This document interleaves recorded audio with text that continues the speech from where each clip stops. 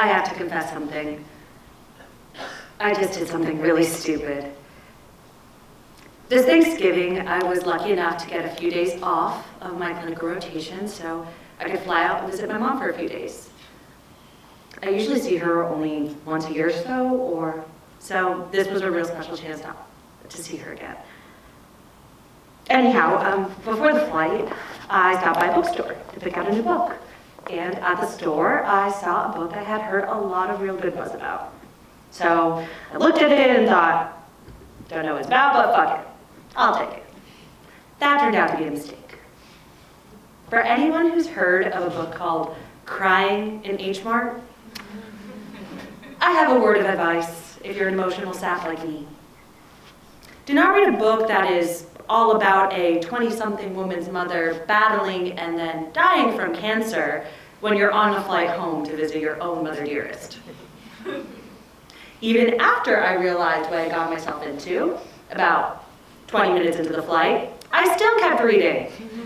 I was bawling my eyes out in my little window seat at the back of the plane, barely hiding it. And I did the same damn thing on the return flight home. Silly me. Maybe I'm just more emotional than most people, but when I was reading, I just couldn't help but see my mom in her mother's place. My mom in the clinic. My mom losing her hair to chemo, her brain getting foggy from all the meds. My mom feeling frail in my arms when I hug her. My mom losing herself to an invisible disease. Maybe I kept seeing her in my mom's place because this year I've become more scared of my mom dying. My mom is one of the most important people in my life. She's my confidant, she's my moral support, she's my cheerleader, she's my mom. I call her all the time in grad school. I call her when I don't feel like doing work, or when I need to practice for clinical rotations, or when I'm, I don't know, after a failed date. I call her when I'm feeling beat down by school and I'm bawling my eyes out, and she just sits there and listens to me for hours and gives me permission to not be okay. Calling her helps me remember why life is worth living and why life is so much more than grad school.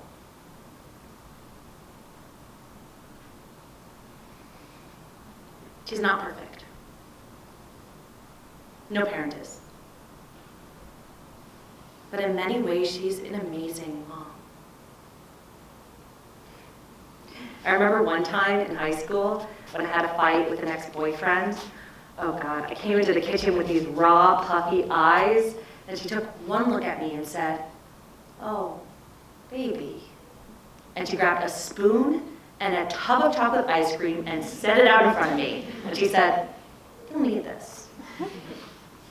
I remember when I needed surgery in high school, and she was there for me the whole time, from taking me to all my appointments to holding my hands as I was waiting to be put under. I remember her emphatically giving me the birth control talk my senior year of high school, saying, "Whenever you need condoms or the pill, you come to me, okay? Safe sex is the best sex." I remember after my college graduation ceremony, we sat on a bench together, and I told her, I am so grateful to have found genetic counseling, to have found something that just feels so right. I'm just really content with where I'm at and where I'm headed. She had tears running down her cheeks as she said, "I am so happy for you.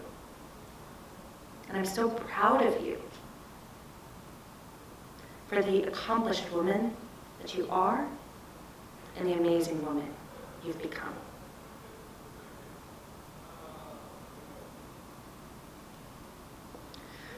I needed to tell you all of this first because I need you to know who my mom is to me before I tell you more.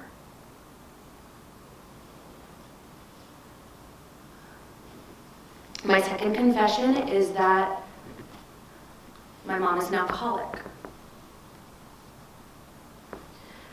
I didn't know for a long, long time.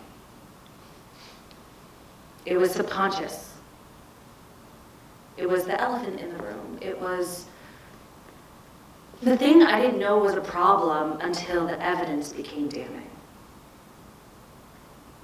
It was the smell of vodka on her breath when she tucked me into bed. It was the 5 o'clock shots turned into several cocktails, turned into several boxes of boxed wine. It was her making me drive to pick up my sister from band practice before I had my license, and her trying to conspicuously bring a thermos of wine along for the 10-minute drive. It was her getting crossfaded my senior year of high school and falling on her ass, slumped over with the emptiest eyes I had ever seen. That was until my sister and I hauled her to bed. It was her picking a fight with me and my siblings every single time we came home to visit from college, and her never remembering it in the morning. It was her coming to visit me for my college graduation for a 2-day stay and finishing nearly a 5th of vodka all by herself. And it was my roommate's reaction at seeing what little was left of the bottle, saying, "Wow, you guys really partied it up, huh?" And me saying, "Actually, that was with my mom." And her saying, "Oh, shit." It took all of this and a very emotional conversation with my therapist to realize, yeah, my mom is an alcoholic.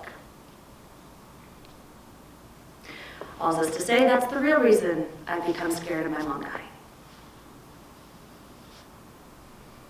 I had a relative who died suddenly this summer, about my mom's age, also an alcoholic, and she likely died due to complications of her drinking.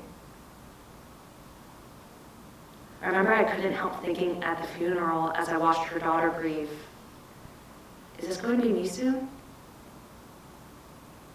Is my mom going to die of alcoholism too? Who will I FaceTime after dates with insufferable men? Or when the world is crushing me? How will I live without her voice?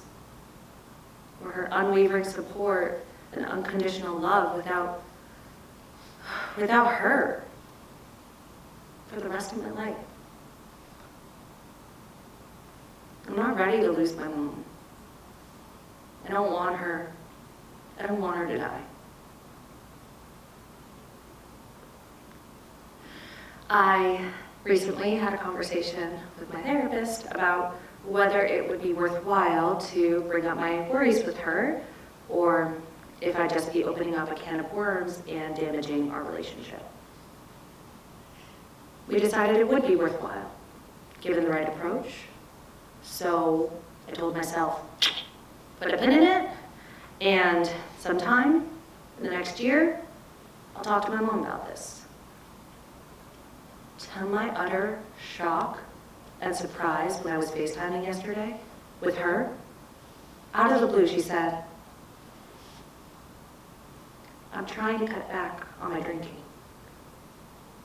I barely held in a gasp and my shocked and excited reaction. I told her, of course I support her, and we talked about how it might be 2 steps forward and 1 step back, and I told her I I would do anything to support her.